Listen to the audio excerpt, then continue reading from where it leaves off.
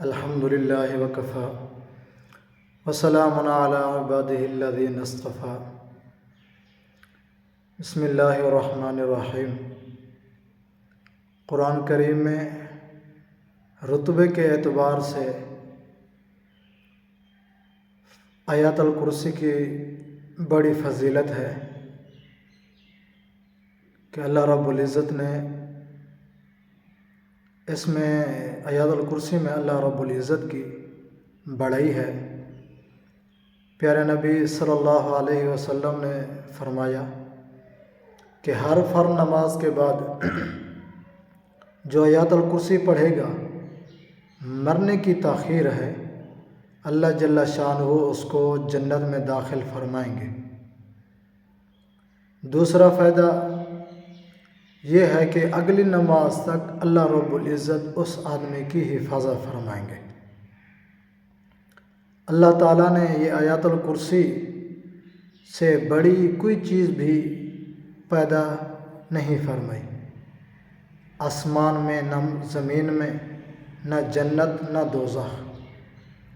سفیان بن عیینہ کی شرح میں فرماتے ہیں کہ آیات الکرسی اللہ تعالیٰ کا کلام ہے، اور کلام اللہ غیر مخلوق ہے، جبکہ آسمان، زمین وغیرہ سب چیزیں مخلوق ہیں۔ اس لیے آیات الکرسی کا درجہ مقام تمام مخلوقات سے اعلیٰ اور ارفع ہے۔ عبد الرحمن بن عوف رضی اللہ تعالی عنہ گھر میں داخلہ کے وقت چاروں کونوں میں آیات الکرسی پڑھتے تھے تاکہ ہر کونے میں سے شیاطین دفع ہو جائے۔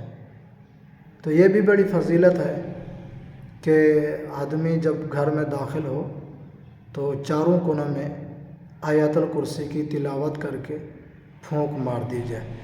رات کو سونے کے وقت بھی 3 مرتبہ یا 7 مرتبہ آدمی پڑھ کر گھر کے ہر طرف سے کونے میں پھونک مار دے تو اللہ رب العزت حفاظت فرماتے ہیں۔